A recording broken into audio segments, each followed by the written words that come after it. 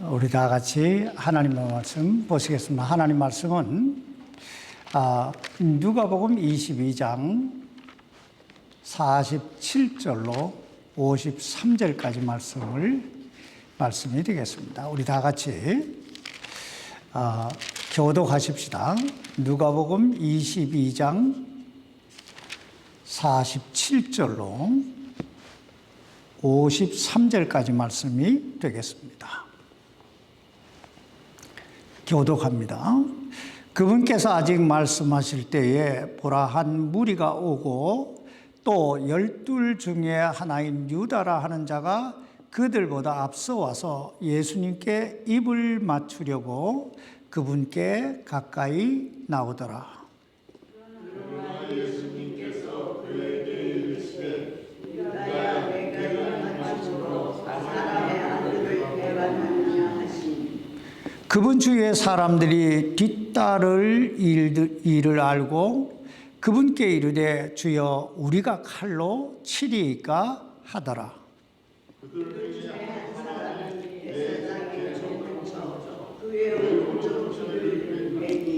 예수님께서 응답하여 이르시되 너희는 이것까지도 허락하라 하시고 그의 귀에 손을 대사 그를 낫게 하시더라.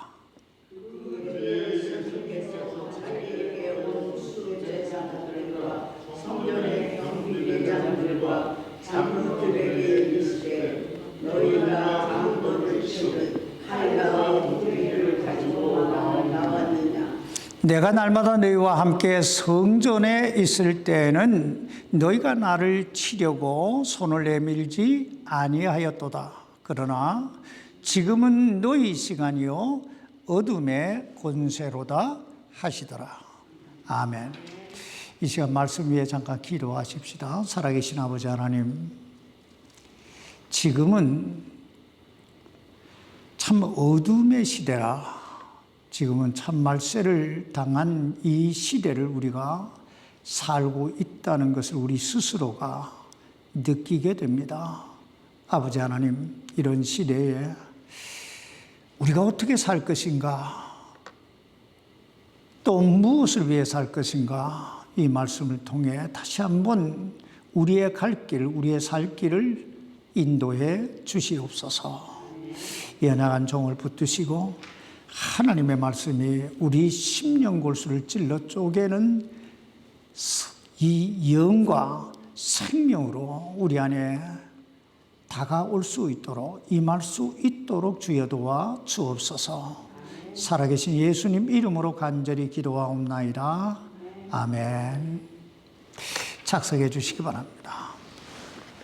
우린 지난 주일 예수님께서 잡히시던 그날 밤에 일어났던 사건을 중심으로 가룟 유다에 대해 살펴봤습니다. 인생은 만남을 통해 그 운명이 결정된다는 말이 있습니다. 어떤 면에서 참 공감이 가는 이야기입니다. 생각해 보세요.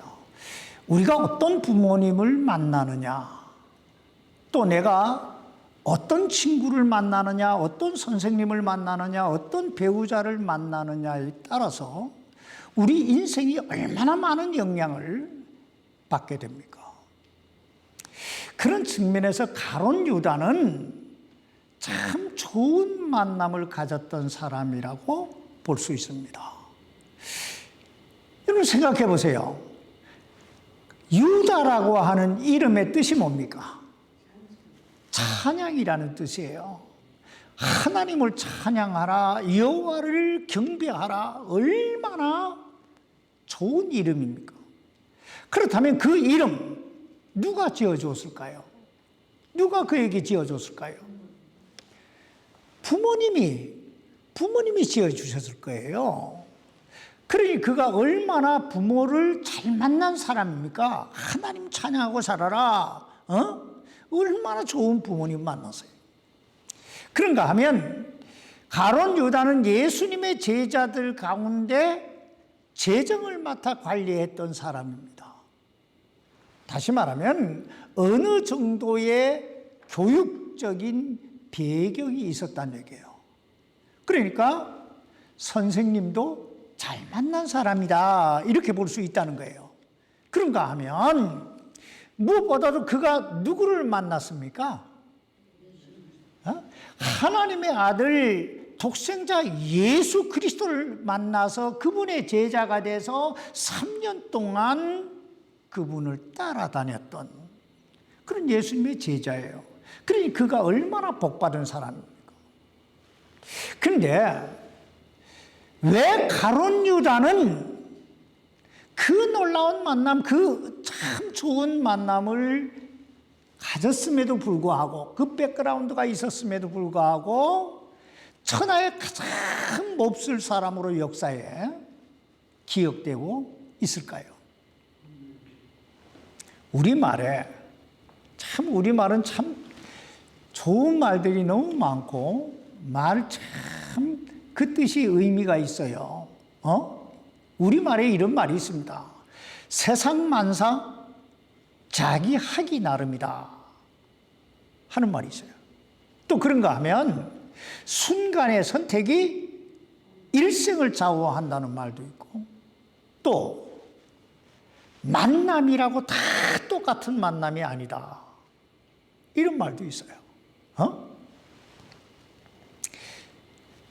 가룟 유다의 그 인생이 바로 이 말에 가장 잘 어울리는 그런 인생이라고 볼 수 있습니다. 여러분 생각해 보세요. 그 부모님이 아무리 아름다운 이름을 지어주고 아무리 잘 키웠다 할지라도 세상 만사 자기 하기 나름이라고 그 이름값도 못하고 살잖아요. 또 순간의 선택이 그 인생을 좌우한다고, 여기에 선생님이 공부를 아무리 잘 가르쳤으면 뭐합니까? 그 좋은 머리로 어떻게 하면 하나님의 돈께에서 돈을 훔칠까? 어떻게 하면 하나님의 아들을 팔아넘길까? 여기에만 머리를 쓰고 있잖아요. 무엇보다 메시아가 되신 예수 그리스도를 만났음에도 불구하고 그분을 믿지 않고 있으니 이 얼마나 속다르고 겉다른 만남입니까? 여러분, 이 세상에서 가장 소망 없는 사람이 어떤 사람인 줄 아세요?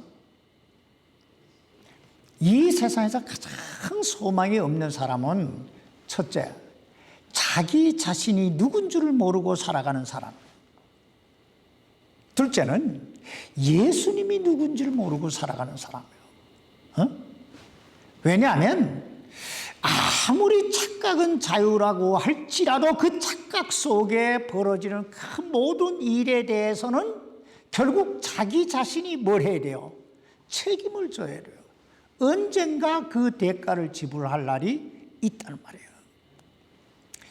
마태복음 27장에 보면 예수님을 재판하던 빌라도가 예수님께는 아무런 죄가 없다는 사실을 깨닫고 예수님을 풀어주고자 합니다.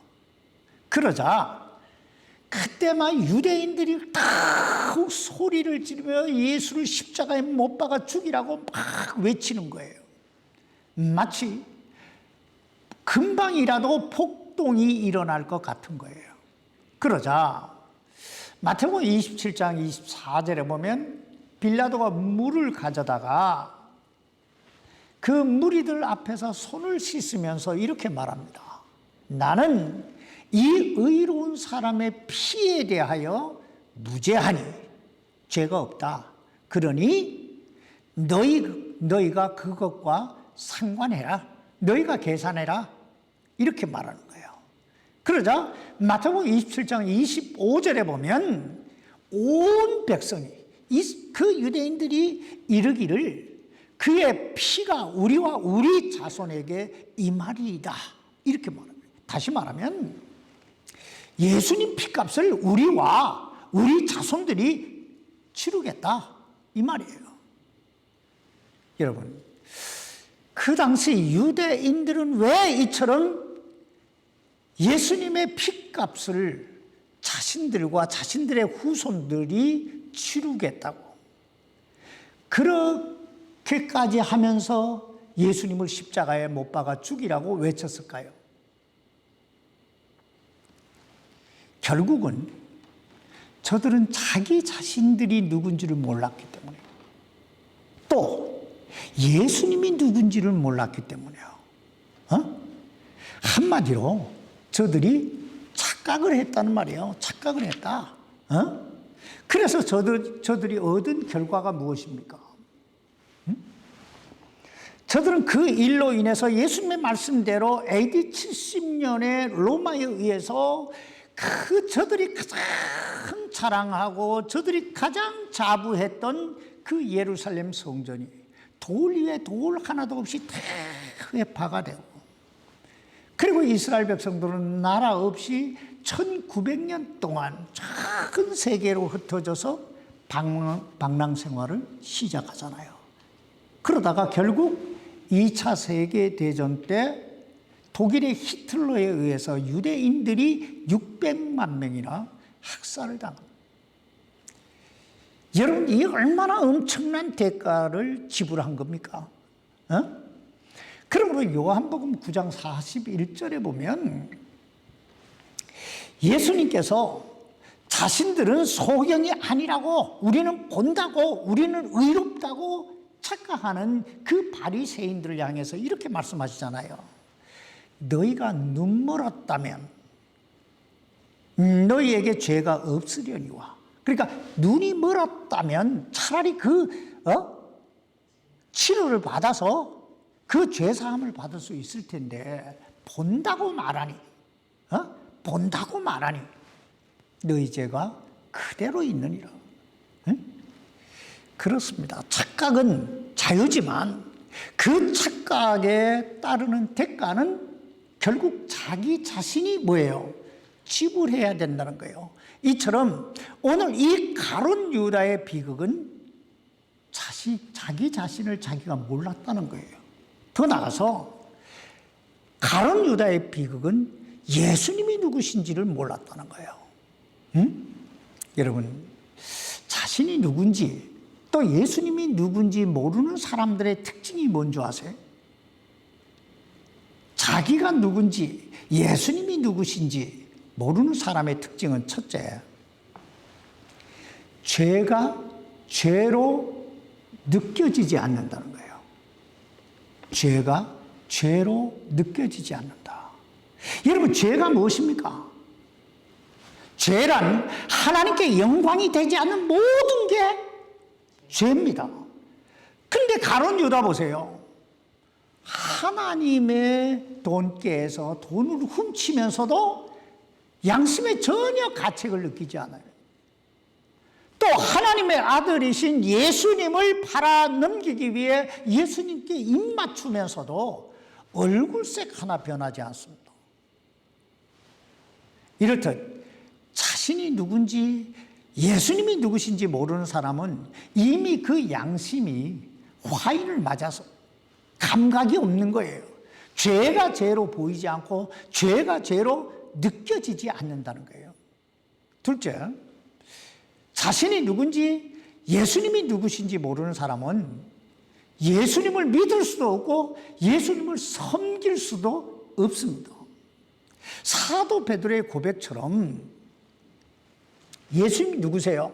사도 베드로의 고백처럼 그리스도시고 살아계신 하나님이 아들이신 줄 믿습니다. 자, 그렇다면 여러분 생각해 보세요. 예수님이 그리스도신데 살아계신 하나님의 아들이신데 어떻게 그분을 안 믿고 그분을 어떻게 예배드리지 않을 수가 있습니까? 결국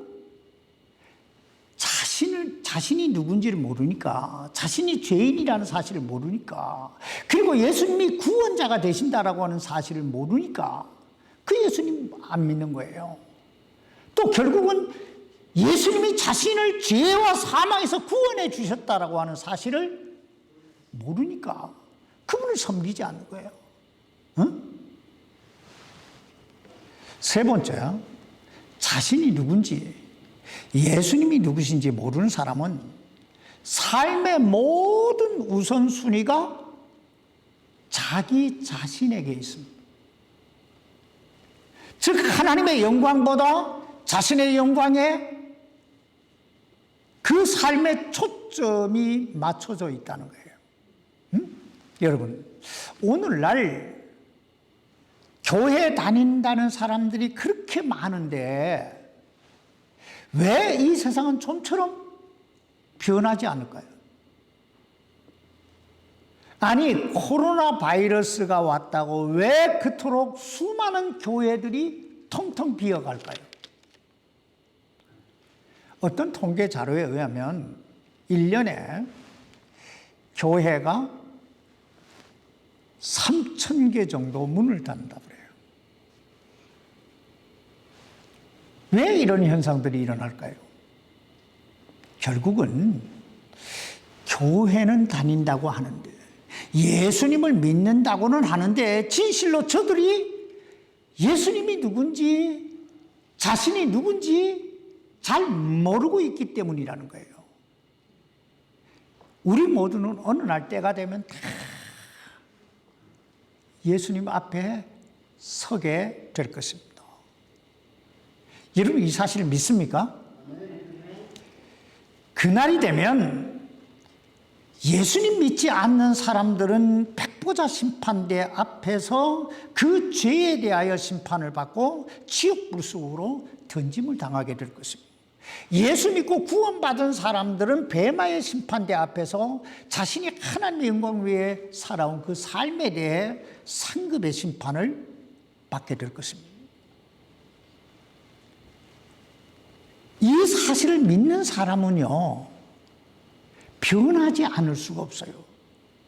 예수님을 믿지 않을 수가 없고, 예수님 섬기지 않을 수가 없고, 예배를 드리지 않을 수가 없습니다. 이걸 안 믿으니까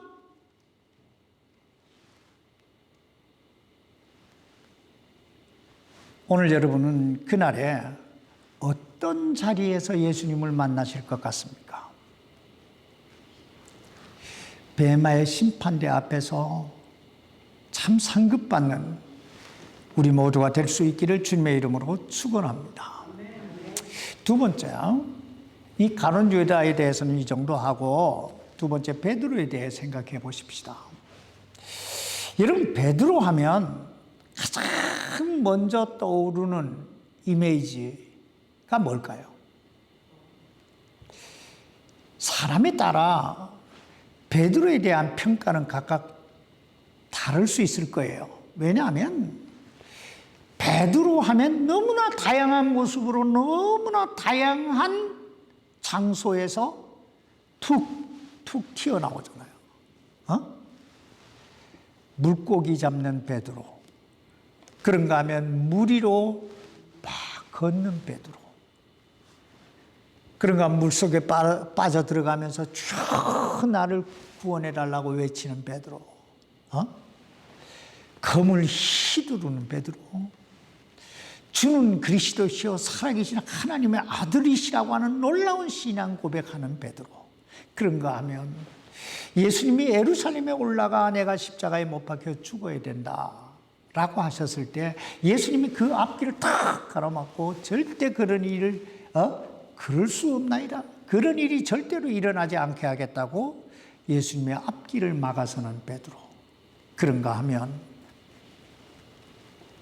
모든 사람이 다 주를 부인할지라도 난 절대로 주를 부인하지 않겠습니다 이렇게 해놓고 자기는 3번씩이나, 닭 울기 전에 3번씩이나 예수님을 저주까지 해가면서 부인했던 베드로, 그런가 하면 예수님이 십자가에 못 박혀 죽으시자 난 이제 물고기 잡으러 간다 하고 갈릴리 바다로 다시 가는 베드로, 그런가 하면 부활하신 예수님을 만난 후에는 단 한 번 설교로 3,000명을 5,000명을 주님께로 인도하는 베드로. 너무나 다양하잖아요. 아마 베드로에 대해 이야기하자면 며칠은 해야 될 거예요. 근데 오늘은 그가 남긴 교훈 몇 가지만 좀 살펴보겠습니다. 그의 이름은 원래가 요한의 아들 시몬이지요. 그런데 그가 자기 형제 안드레의 전도를 받아서 예수님께 나갔을 때에 예수님께서 그에게 새로운 이름을 지어주시지요. 그게 뭐예요? 게바라 하리라. 게바는 베드로라는 뜻이고 번역하면 반석이라는 뜻입니다. 그는 그의 이름처럼 참 처음 시작은 요한의 아들 시몬으로 시작하는데 참 말도 많고 탈도 많고 참 나서기 좋아하고 실수도 많고 미성숙한 그런 사람으로 시작하는데 후일에는 참 예수님이 지어준 그 이름 게바라고 하는 이름처럼 반석같이 탁 서서 초대교회 기초를 세워가는 참 놀라운 사람, 그리고 마침내 십자가를 거꾸로 쥐고 순교를 하는 그런 사람의 모습으로 우리에게 기억되고 있습니다. 그러므로 베드로가 쓴 그 베드로후서 마지막 절 3장 18절에 보면 그가 평생을 살아오면서 경험했던 가장 중요한 교훈 하나를 우리에게 남기고 있는데 그 교훈은 우리 주 곧 구원자 예수 그리스도를 아는 것에서 자라라. 예수님을 알아가라. 자라가라. 사람은 자기 경험을 말한다는 말이 있습니다. 사실 베드로는 주님께서 십자가를 지시기 위해 예루살렘으로 올라가신다고 하실 때 절대로 그럴 수 없다고 예수님 앞길을 탁 막아섰다가 사탄아 내 뒤로 물러가라고 하는 참 엄청난 야단을 맞았던 사람이에요. 또 주님께서 시험에 들지 않게 깨어있어 기도하라 하셨을 때 그냥 굴굴 잠자던 그런 사람이에요.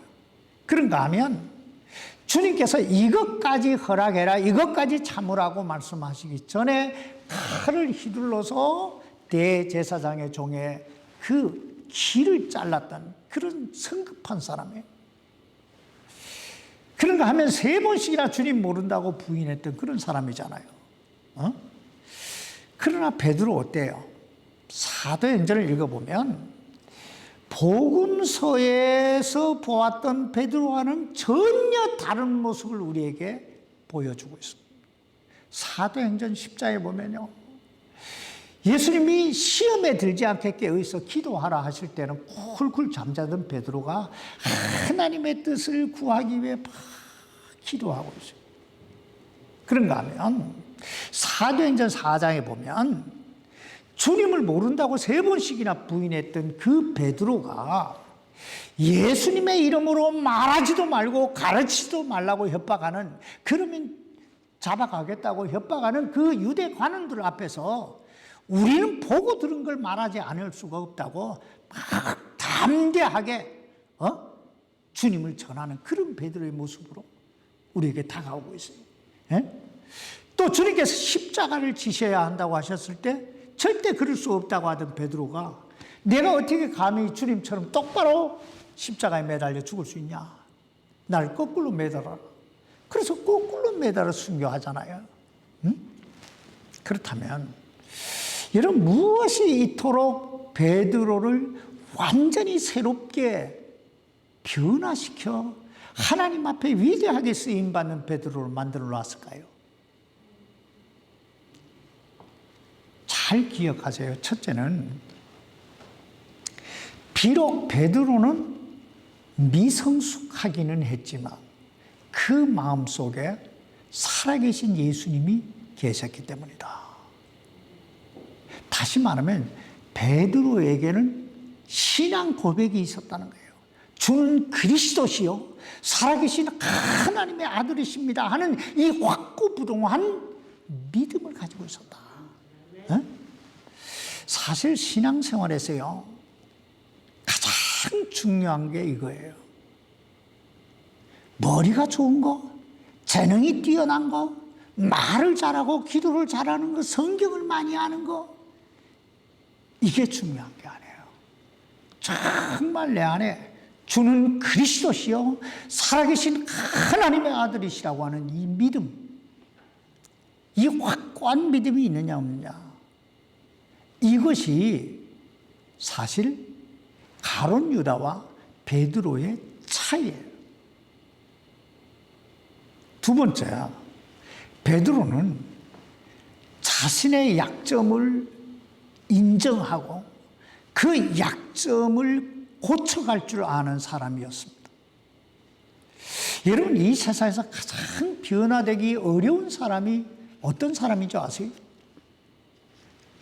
이 세상에서 가장 변화되기 어려운 사람은요, 나는 원래 그래, 나는 원래 그런 사람이야, 이런 사람이 가장 고치기 어려운 사람이에요. 무엇보다 자기의 잘못이 뭔지, 자신의 어떤 그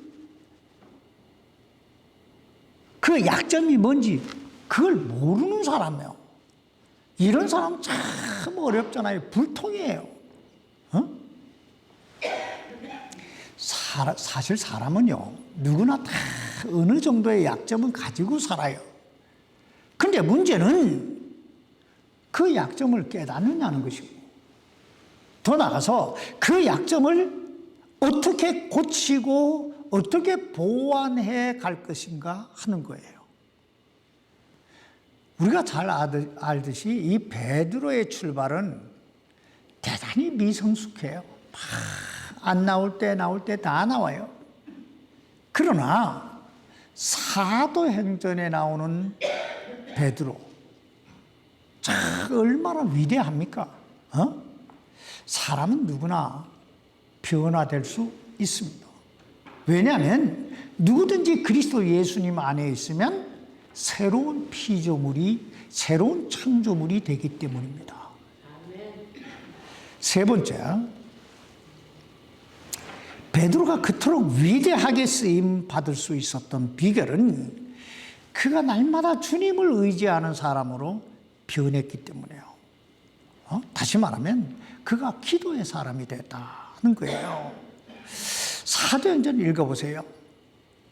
그는 시간을 정해놓고 기도합니다. 그리고 말끝마다 뭘 할 때마다 예수님 이름으로 하고 해요. 사실 이런 사람은요, 변하지 않을래야 변하지 않을 수가 없고, 하나님 앞에 쓰임받지 않을래야 쓰임받지 않을 수가 없습니다. 왜냐하면 주님 바로 이런 사람들 속에서 역사하시기 때문에요. 오늘 여러분의 삶의 모습은 어떻습니까? 베드로처럼 참 예수님에 대한 그 믿음이 확고한 믿음을 가지고 있습니까?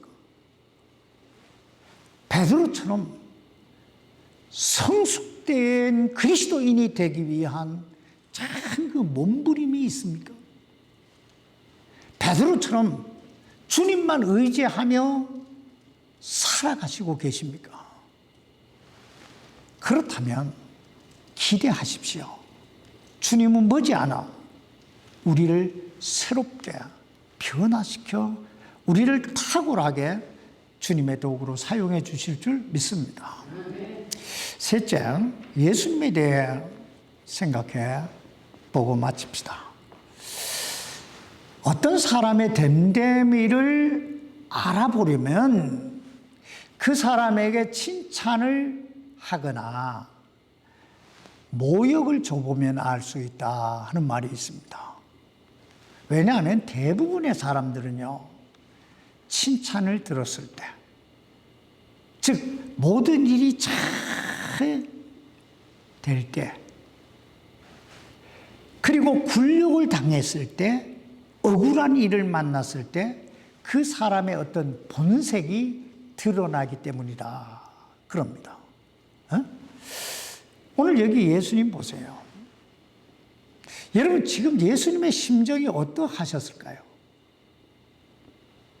어찌됐든 가룟 유다는 3년 동안 예수님이 가르치고 함께 했던 제자 중에 한 사람이에요. 그죠? 그랬던 그가 이제 간사한 미소와 배신의 입맞춤으로 다가오고 있어요. 그런가 하면 그의 뒤에는 칼과 몽둥이를 든 그 대제사장들과 그 경비대장들과 장로들이 마치 강도를 잡으러 온 것처럼 예수님을 잡으러 온 거예요. 또 그 와중에 베드로는 자기 딴은 예수님 지켜보겠다고 칼을 휘두르고 있는 거예요. 무엇보다 예수님은 당신이 지금 잡혀가면 십자가에 못 박혀 죽으실 것을 아시고 계셨어요. 그때 그분의 심정이 어떠하셨을까? 이쯤 되면 보통 사람 같으면 어떻게 반응했을까요? 근데 주님은 아무 일도 없었던 것처럼 가룟 유다를 향해서는 유다야, 내게 입맞춤으로 사람의 아들을 배반하느냐 하고 조용히 탈이 이르시고 계세요. 그런가 하면 칼 들고 날뛰는 그 베드로를 향해서는 이것까지 참아라, 이것까지 허락해라 그러면서 그 베드로의 칼에 기가 잘린 그 대제사장의 종의 그 말고라고 하는 그 종의 귀를 만져서 다시 온전하게 치료를 해주세요.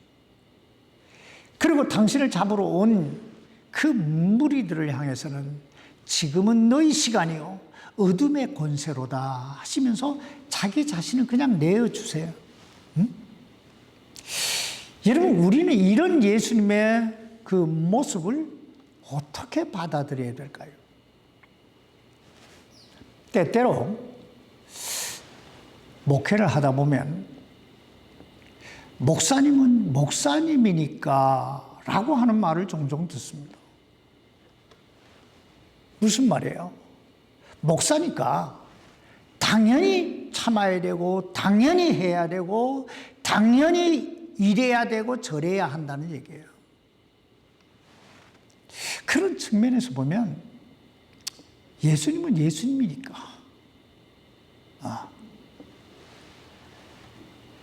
그러니까 이런 상황에서도 당연히 이럴 수도 있고 저럴 수도 있다고 봐야 될까요? 만약에 여러분이 예수님이셨다면 어떻게 하셨을까요? 사실 예수님에게는 비록 지금 육신을 덧입고는 계셨다 하지만 저들을 능히 물리칠 수 있는 능력도 권세도 다 가지고 계셨어요. 기도 한 번만 하면 이 일은 끝나는 일이에요. 아버지 날 도와주십시오 하면 끝나는 일이에요. 그러나 그럼에도 불구하고 주님은 당신에게 따르는 그 모든 멸시와 천대, 그 아픔을 고스란히 다 짊어지고 가고 있어요. 네? 사실 힘이 없어서 당하는 것이라면, 또 몰라서 당하는 것이라면 어쩔 수 없잖아요. 그러나 다 알면서 능력도 있으시면서 그 일을 그냥 다 받아들이셨다는 거예요.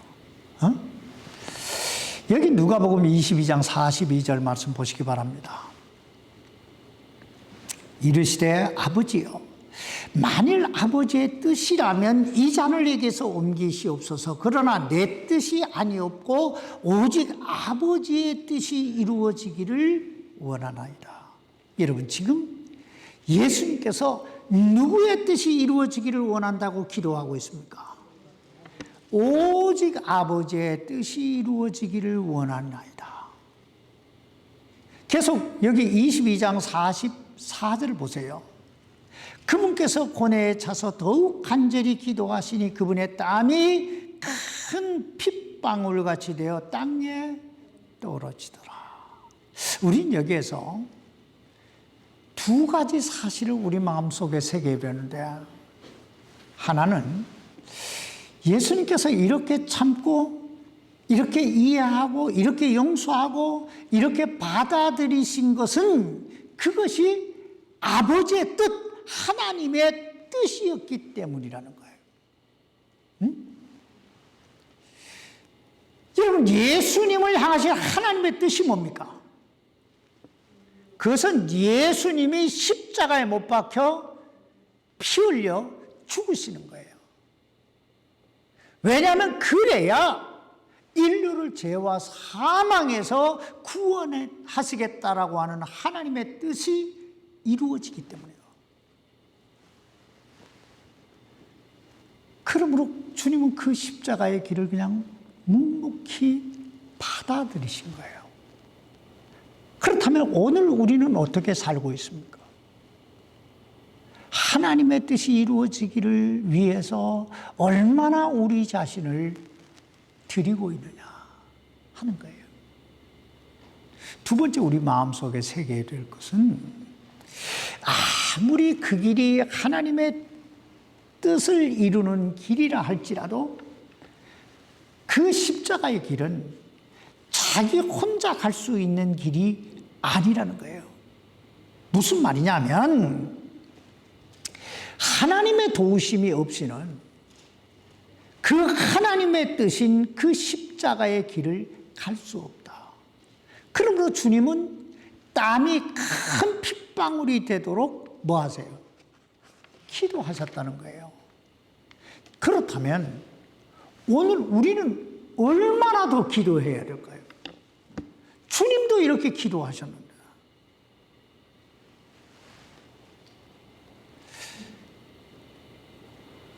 이렇게 한번 생각을 해보세요. 하나님의 뜻은 예수님만 행하셔야 될 일일까? 우리를 향하시는 하나님의 뜻은 없을까? 오늘 여러분은 어떤 길을 가시고 계십니까? 가룟 유다처럼 자신의 유익만을 위해 살아가고 있지는 않습니다. 아니면 베드로처럼 내 감정에 따라 행동하고 칼을 휘두르고 있지는 않습니까? 아니면 예수님처럼 그 하나님의 뜻을 이루기 위해 땀이 피가 되도록 기도하면서 참 배신도 참고 어리석음도 이해하고 자기를 해하려는 그 자들의 고통까지도 어루만져 주시면서 자기 자신을 내어주시고 계십니까? 오늘 주님은 우리에게 이렇게 말씀하고 있습니다. 이것까지도 허락해라. 이것까지도 참아라. 이것까지도 용서해라. 이 사람까지도 섬겨라. 오늘 이 주님의 말씀이 영으로, 생명으로 우리 안에서 역사되어질 수 있기를 주님의 이름으로 축원합니다. 기도하십시다. 살아계신 아버지 하나님, 우리는 하나님을 믿는다고 하면서 참 예수님의 그 대속의 십자가의 대속의 그 보혈로 죄 사함 받았다고 하면서 구원받았다고 하면서 우리는 얼마나 과연 그 주님의 은혜를 생각하고 하나님의 영광을 위해 살아가고 있는지요.